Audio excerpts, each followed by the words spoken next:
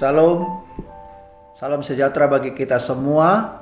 Senang kembali berjumpa di dalam program Motivasi Inspirasi Infinity Ministry. Untuk bulan Oktober ini mengambil tema menjadi mempelai Kristus. Sebelum kita mulai pembahasan ini, mari kita baca dasar firman Tuhan. Demikian dalam Wahyu pasalnya yang ke-19 ayat 7 sampai yang ke-8. Marilah kita bersukacita dan bersorak-sorai dan memuliakan Dia, karena hari perkawinan anak domba telah tiba dan pengantinnya telah siap sedia. Dan kepadanya dikaruniakan supaya memakai kain lenan halus yang berkilau-kilau dan yang putih bersih.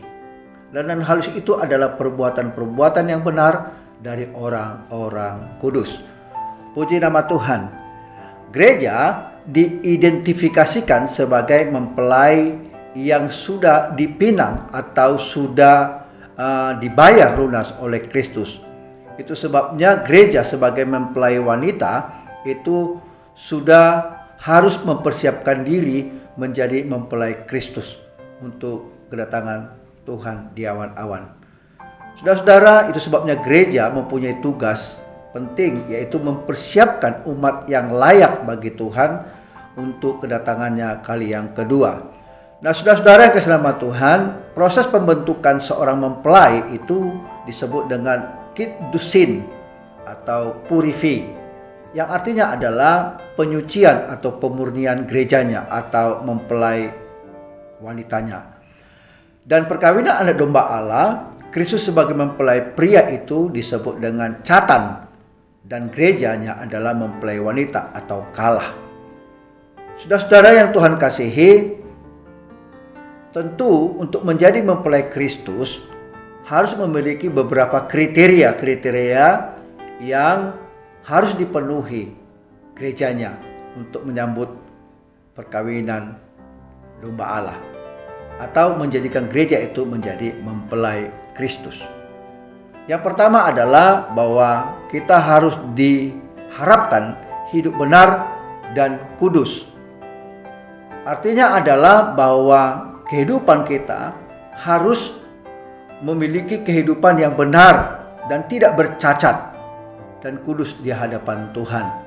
Dan yang kedua adalah gerejanya atau menjadi mempelai Kristus itu harus memiliki kriteria, yaitu berkarakter Kristus dalam perbuatan yang benar.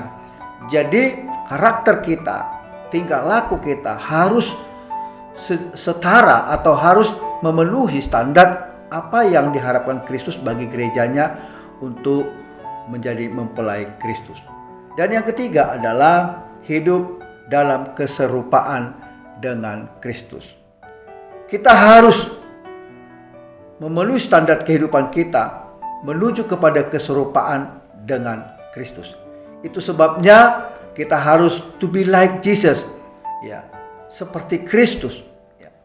Dan kehidupan kita harus mencerminkan kehidupan yang keserupaan itu ada di dalam kriteria yang diharapkan Kristus untuk menjadi mempelai Kristus. Kiranya biarlah melalui persiapan gereja untuk mempersiapkan umat yang layak bagi Tuhan, yaitu kedatangan Tuhan untuk menjemput mempelai wanitanya atau gerejanya, sudah ditemukan hidup dalam berkarakter Kristus, hidup dalam keserupaan dengan Kristus, dan hidup benar dan kudus di hadapan Tuhan. Kiranya firman Tuhan ini menjadi berkat bagi kita. Jadilah menjadi mempelai Kristus yang berkenan kepadanya. Tuhan Yesus memberkati kita. Amin.